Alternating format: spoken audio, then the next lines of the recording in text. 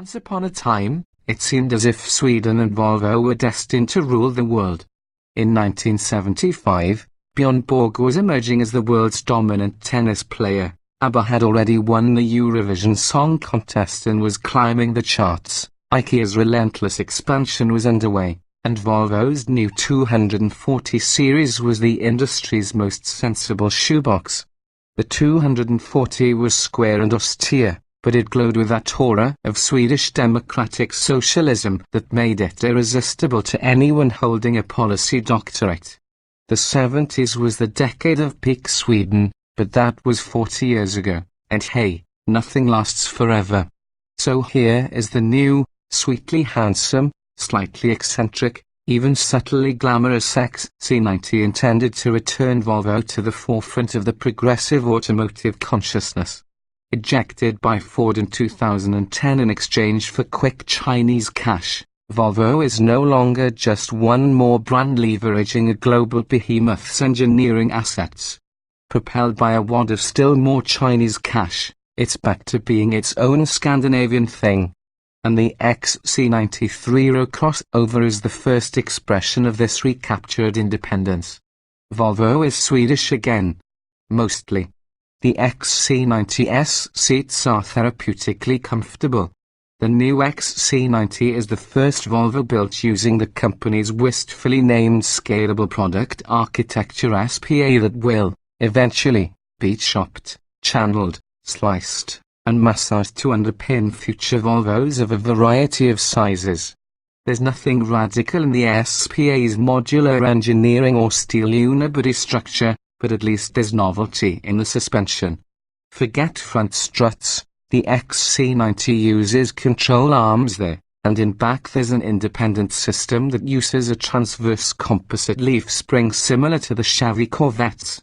Unless, that is, the vehicle, like our tester, is ordered with $1,800 worth of cushy air springs. There's also only one engine in Volvo's future, a 2.0-litre, direct-injected, variably valve-timing twin-cam four-cylinder that Volvo calls drivey for some hard-to-explain reason. It comes in various four-seed induction flavors, burning either gasoline or diesel. In the T6 AWD Inscription trim we tested, it pairs the turbo with a toastage supercharging system that employs a belt-driven root-style blower at low speed. As revs climb, boost duties get handed off to the turbo. Volvo rates this twin-charger engine at 316 horsepower and 295 pound-feet of torque at 2,200 revolutions per minute. It's hooked to an 8-speed automatic transmission, and from the power is distributed to a Haldex four-wheel drive system. Top left, node selector wheel is typical of the attention to detail here. Extremely compact despite its various blowers, the drivey power plant is lost in the XC90's cavernous engine bay under a black plastic cover. Take off that cover and Volvo could probably stack another couple of drives in there and still get the hood closed. A 400 horsepower hybrid T8 twin-engine model, using the same turbo-supercharged engine with the addition of an electric motor and a battery, will be released later. A turbo-diesel version of the drivey engine will be offered in other markets, but not here. At least not yet.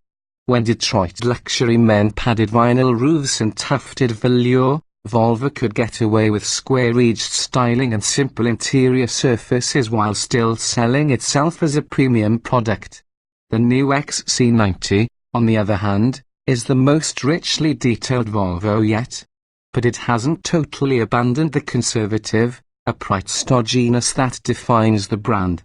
There's a gentle slope across the hood that tumbles down into the fenders, while the rear fenders flare out to produce ample hips. But that's about it for curvaceousness. The XC90's grille is flat and flanked by headlights that feature, as part of the Inscription package, LED daytime running lamps in a pattern dubbed Thor's hammer. So at least the headlights might exist in the Marvel universe.